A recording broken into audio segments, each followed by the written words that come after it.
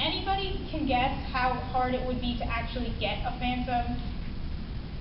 Anybody know how difficult? Yeah? Yeah, it was before the internet. You have to go through BBS and do stuff like that. It was only for real geeks.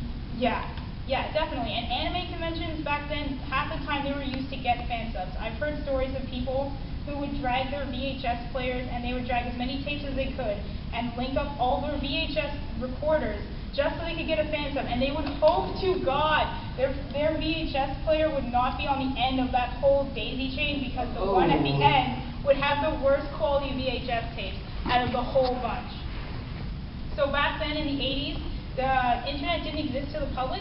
It was only near the late 80s, early 90s, with not only people accessing the internet, but we take this for granted, but before the 80s, there weren't public internet browsers. You couldn't like go download Internet Explorer or whatever. You had to wait for those things to get invented and released to the public.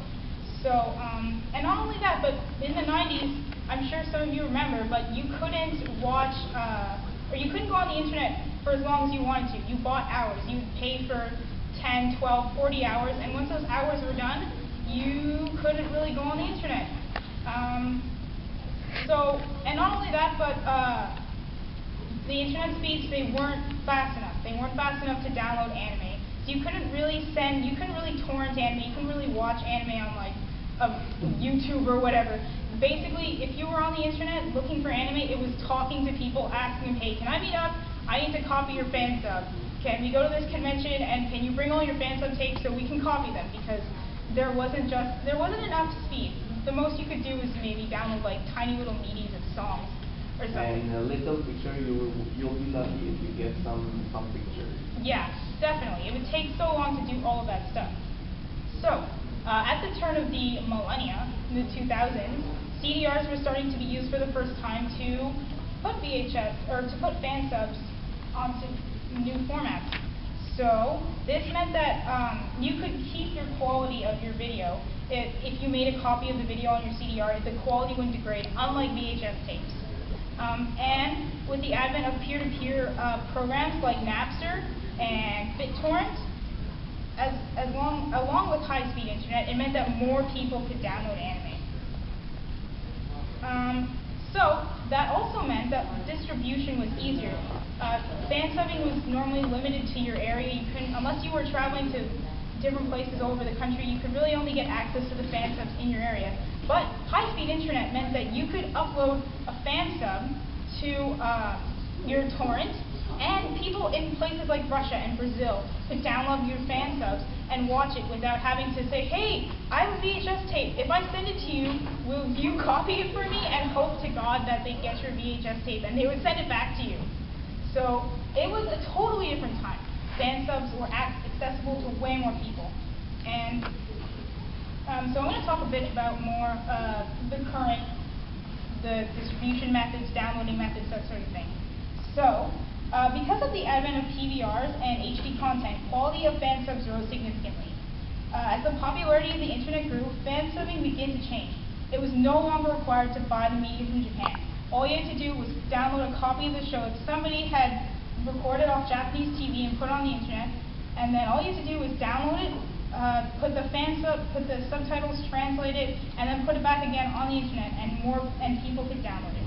And not only that, but as we discussed before, there are only 2 subtitling programs in the 80s and the 90s. But with more people having access to computers, it meant that more people were creating subtitling programs. So you had an access to a plethora of fansubbing programs. From what I know, most people right now use Addisub, which is it's free to get from my understanding. But like before, like I said, you had to know people to get JPOSub. You had to know people to get Substation Alpha. And you also didn't have to pay for people to ship you your fan subs. A lot of the times the old fan sub groups, what they do is you'd mail them your VHS tapes, you pay them some shipping and handling money, and they would mail it back to you. Approximately $20 for 3 tapes. Yeah.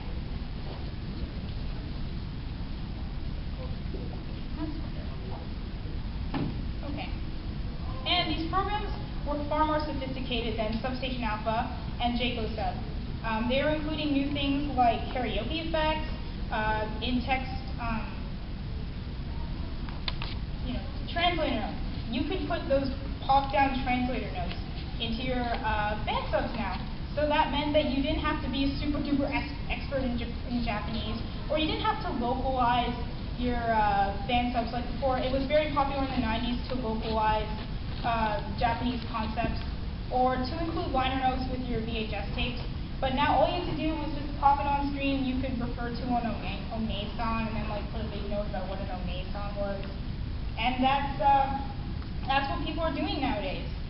But there was also problems that came with this new environment. As we all know, the internet destroys people and turns them into horrifying monsters. And fansubbing is not immune to this.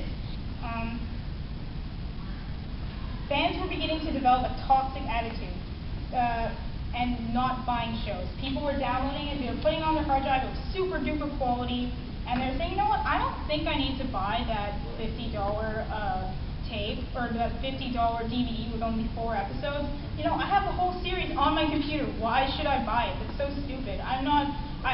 Or if they see anime on TV and they see that it's edited to hell, and they'd be like, you know what? I don't really think I need to do that. I have it. It's all unedited on my computer. Why should I buy a new tape or a new DVD with editing, with like changing all the things that I love about the show?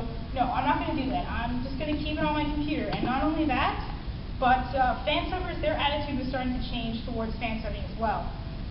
Before, as we all know, fansubbing was about sharing anime with people who didn't have an opportunity to watch it unedited because they didn't know Japanese, or they didn't have access to, Japanese television networks or something. But this was starting to change.